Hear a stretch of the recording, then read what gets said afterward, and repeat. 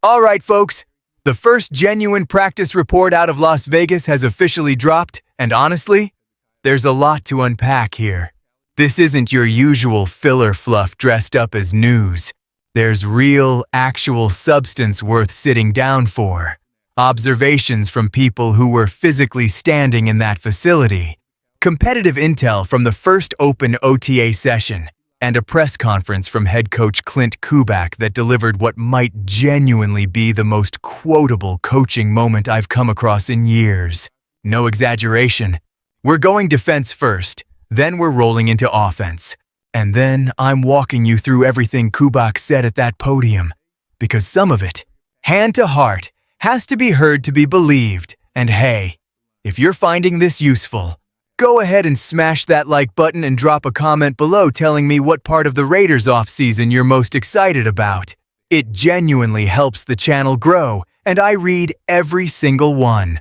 Let's get into it. Defense first, Max Crosby. The standard setter is already at work. Let's kick things off where the most important defensive story begins. And that's with Max Crosby. Crosby was out on that practice field. Not in team drills, not going through full competitive periods, but physically present, stretching, moving around, doing whatever his knee would actually allow him to do on that particular day.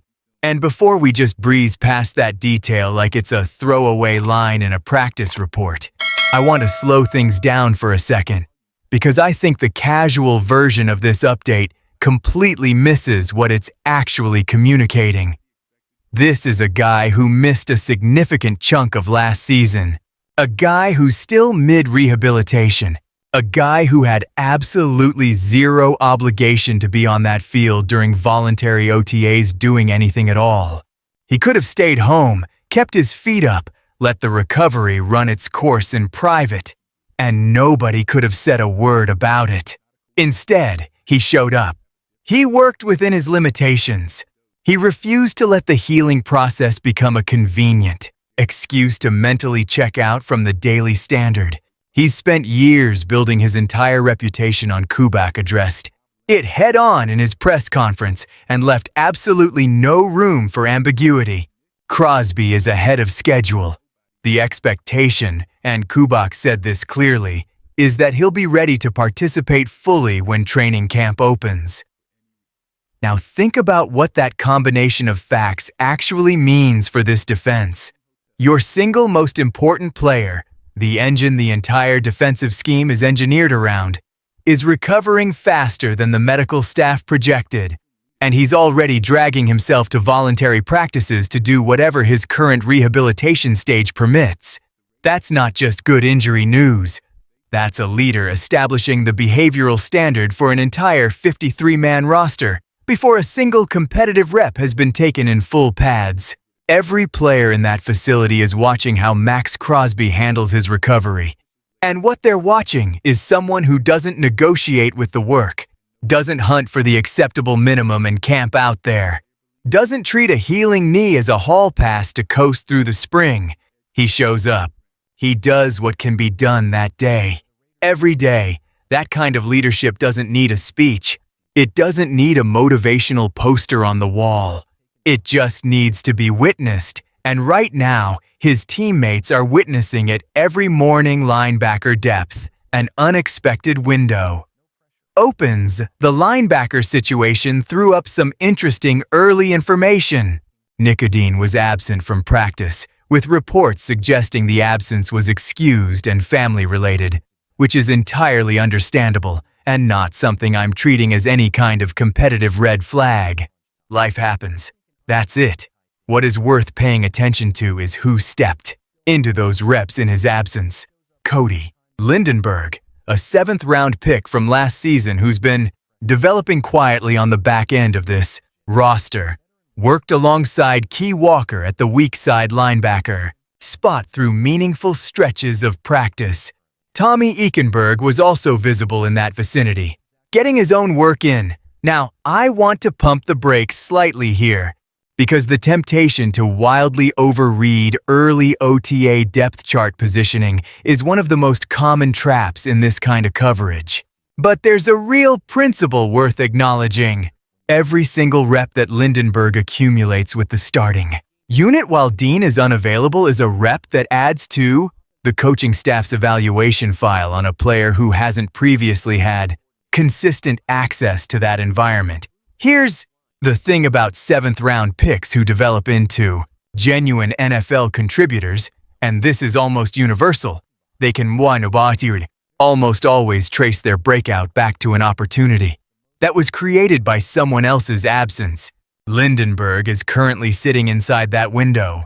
Whether he does anything meaningful with it, that remains to be seen. But the window is open, and he's standing right in front of it. Drop a comment below if you think Lindenberg is someone worth keeping an eye on this summer.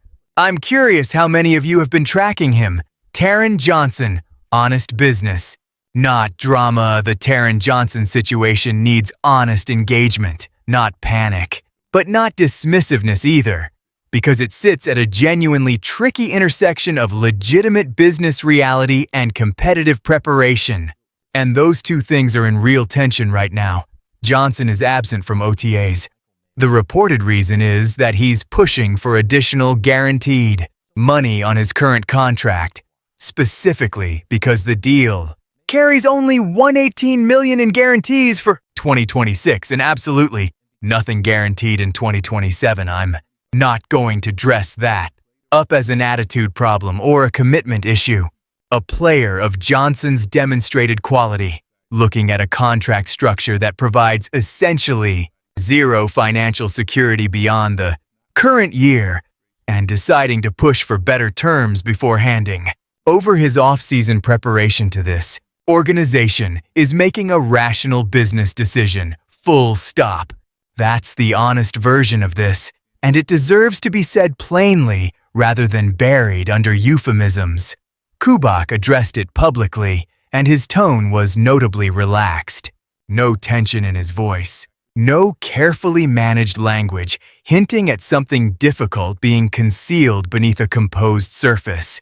He mentioned he's been in direct contact with Johnson, which is itself new public information, and that signals that whatever negotiations are happening, the relationship between player and organization is functioning professionally rather than deteriorating into something messy. My read? Johnson is back before mandatory minicamp in June, and this gets resolved quietly before it becomes a real distraction. The way Kubak's front office has historically handled these situations gives me genuine reason to believe that confidence isn't manufactured. The secondary, a surprise evaluation. Opportunity in Johnson's absence. What's actually happening in that defensive backfield is genuinely fascinating and worth spending real time on. Trayvon Stokes has been working at nickel corner, but the more revealing detail is that he's been sliding around the entire defensive backfield. Strong safety, free safety, nickel, all within a single practice. The organizational blueprint for Stokes is becoming visible in these early sessions. They want him to be the most adaptable defensive back on this entire roster. The guy who can plug into whatever the defense needs on any given snap without the system losing a beat. Jeremy Chin also got nickel reps, which was a slightly unexpected name to see in that context. And Dalton Johnson worked predominantly at strong safety while rotating into nickel packages as well. What this tells you is that the EDU coaching staff isn't treating Johnson's contract situation as a headache to manage. They're treating it as an evaluation opportunity, and multiple players are performing well enough in those expanded roles that no genuine alarm bells are going off. Greedy Vance, an undrafted free agent from last season, is getting meaningful looks specifically because of this situation. For a player fighting to make this roster, there is genuinely no better set of circumstances than a scheme-wide rotation creating real audition time. Germaine McCoy. Quietly encouraging, the Germaine McCoy update deserves its own focused moment because the trajectory here continues to be genuinely encouraging. He participated in team drills, which represents a meaningful step forward from his rookie minicamp experience where he was held out of most competitive periods. He's also getting punt return reps, which, I'll be honest, produces a slightly complicated reaction in me. Part of my brain wants the medical staff to be protecting a player with a monitored knee, treating return work as an unnecessary risk during voluntary spring practices. But here's what I keep coming back to. The people making that call see his knee every single day. The trainers, the orthopedic staff, the coaches watching his movement patterns in real time. If they're comfortable putting him back there on punt returns, that comfort is grounded in direct, current medical information that I simply don't have from the outside.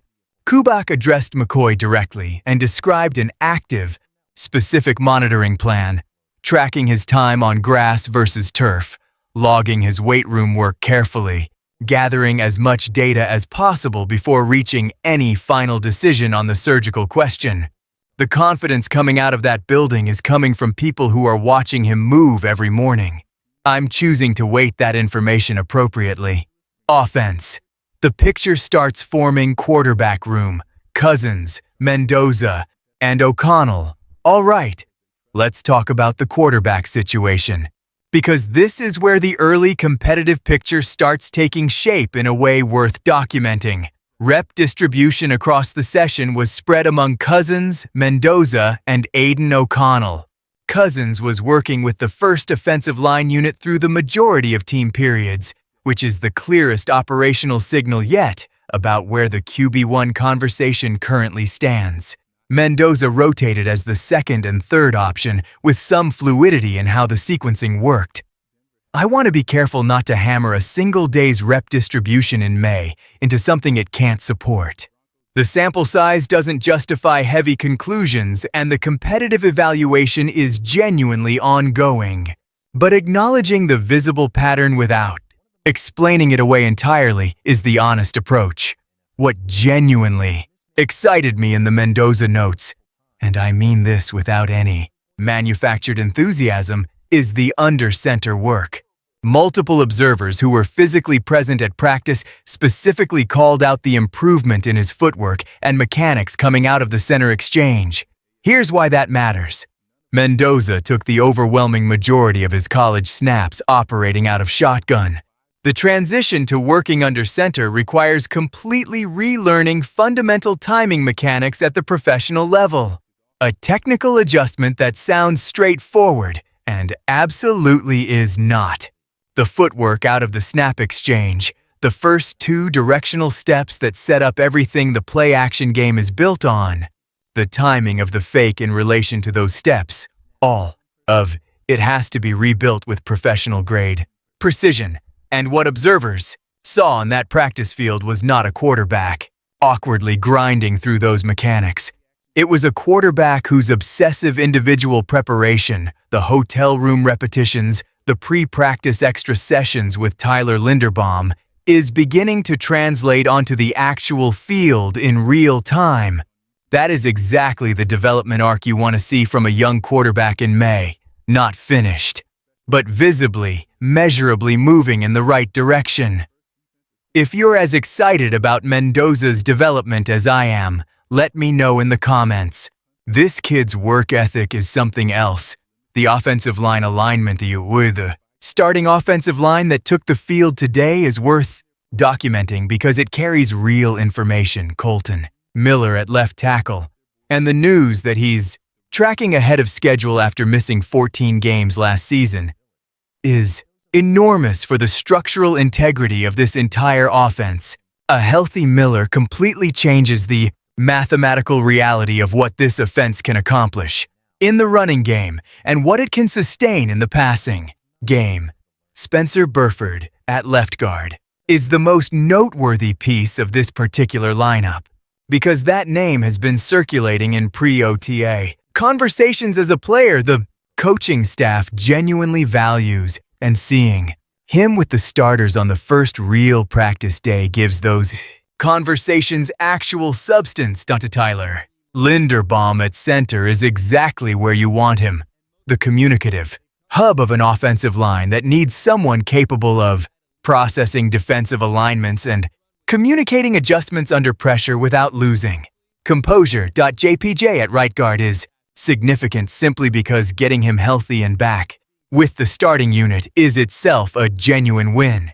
And DJ Glaze at right tackle lines up perfectly with everything that had been reported about his standing at that position. Trey Zoom, the Swiss Army knife of the offensive line. The Trey Zoom development is something I want to address specifically, because Kubak went out of his way to explain it in his press conference, and the explanation is worth fully understanding. Zoom was working at right tackle in separate reps today, which created some confusion for people who'd mentally filed him strictly as an interior lineman. Kubak clarified directly, Trey Zoom is going to play everywhere.